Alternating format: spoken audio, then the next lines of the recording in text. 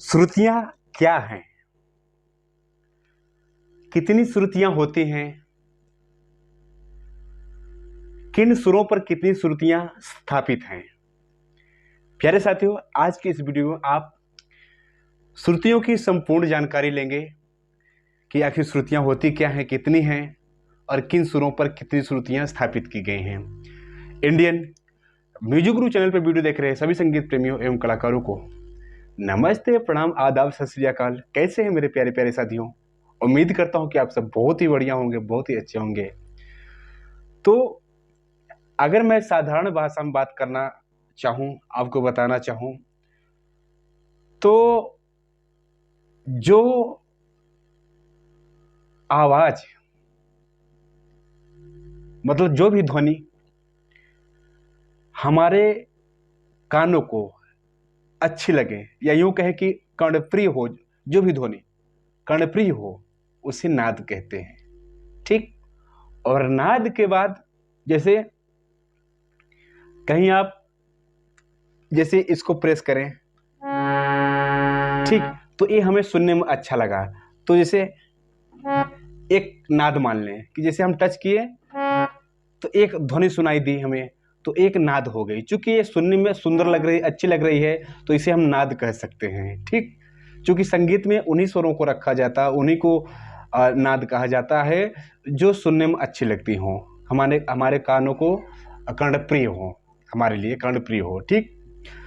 तो इसी तरीके से साथियों, जैसे आपका सा है, तो जैसे एक श्रुति या कहें तो एक बार आघात करने से जैसे एक ध्वनि निकली, फिर दोबारा की दूसरी ध्वनि निकली, तो इसी प्रकार से ये श्रुतियां हैं कि जैसे चार ध्वनियों के चार बार हम अगर किसी इंस्ट्रूमेंट पर, किसी वाद्य पर आघात करें, तो जितनी एक साथ करने पर जितनी फ्रीक्वेंसी पैदा हुई, जैसे 1 2 3 4 मान लें, अगर 4 बार आघात हम किए तो उन सभी स्वरों को, चारों स्वरों को इकट्ठा एक सुर पर रख दिया जाता है।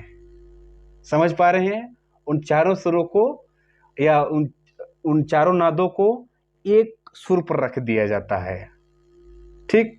जिसे हम श्रुतियां कहते हैं। तो आपके कुल मिलाकर एक सप्तक में कितने सुर हैं? 1 2 3 4 5 6 7। बाकी के जो हैं वो किसी का कोमल रूप और किसी का तीव्र रूप, 5 जो सुर बच रहे हैं, जैसे कोमल रे, कोमल गा, कोमल धा, कोमल नी, तो ये हो गए उन्हीं जो शुद्ध सुर हैं, उन्हीं का कोमल रूप, और जो माँ है, तीव्र माँ, वो शुद्ध माँ का तीव्र रूप है। ठीक। तो कुल मिलाकर हुए 7 ही सुर। तो 7 ही सुरों की हम श्रुतियां समझते हैं और जानते हैं, 7 ही सुरों की श्रुतियां होती भी हैं। तो अब समझ गए कि आप श्रुतियां किसे कहते हैं, यानी कि जो ध्वनि हमें अच्छी लगती है उन कई ध्वनियों को मिलाकर श्रुतियां कहते हैं।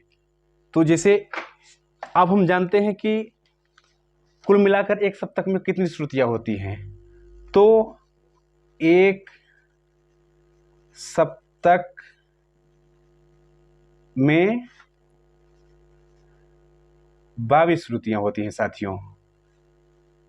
ठीक। एक सप्तक में 22 श्रुतियां। चूंकि ये सुर कितने हैं कुल मिला के? 7 मानेंगे, हैं तो 12 सुर, लेकिन शुद्ध रूप को ही हम देखेंगे। तो कुल मिला के कितने सुर हुए? 7 सुर हुए। तो इन 7 सुरों में 22 श्रुतियां विभाजित की गई हैं। तो इसका मतलब यह है कि एक सुर पर अलग अलग श्रुतियों का स्थापना किया गया होगा। ठीक।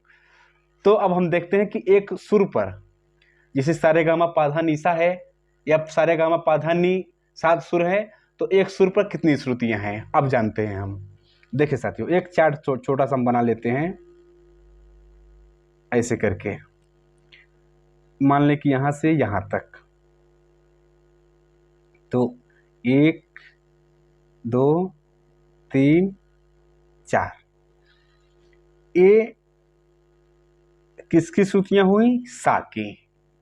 और संख्या कितनी है? 4 है।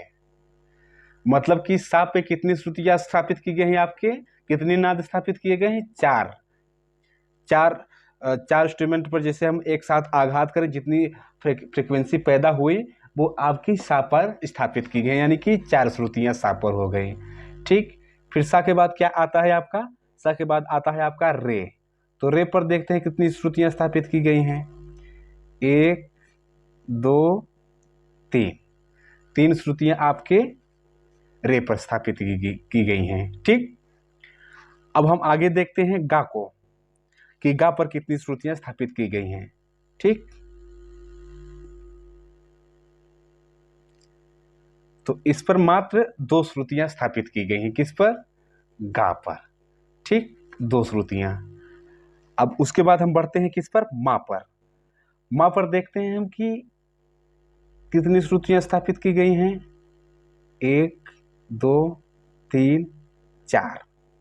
मा पर भी जिस तरीके से सा पर 4 श्रुतियां स्थापित की गई हैं, उसी प्रकार से मा पर भी 4 श्रुतियां ही स्थापित की गई हैं। ठीक साथियों, फिर हम बढ़ते हैं पा पर, और पा पर देखते हैं कितनी श्रुतियां स्थापित की गई हैं।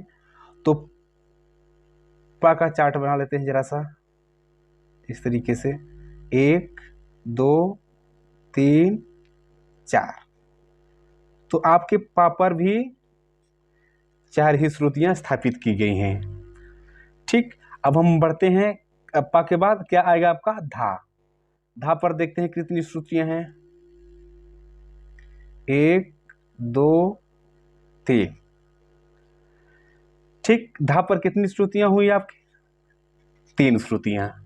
उसके बाद आपका क्या बचता है?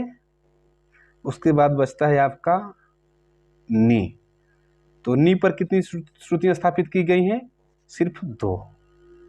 ठीक साथियों, तो हम देख रहे हैं यहाँ सा पे, मा पर और पा पर 4 श्रुतियां हैं। रे पर, धा पर 3 श्रुतियां हैं। गा पर और नी पर 2 श्रुतियां हैं। ठीक, तो हम अगर इसका कैलकुलेशन करें, सा पर 4, रे पर 3, गा पर 2, गा पर 2, फिर मा आएगा, मा पर 4, सॉरी हाँ मा लिखना चाहिए, 4 लिखना चाहिए, यहाँ पर 4 लिख गया। ठीक, कोई दिक्कत नहीं। फिर पा पर 4, फिर धा पर 3, फिर नी पर 2।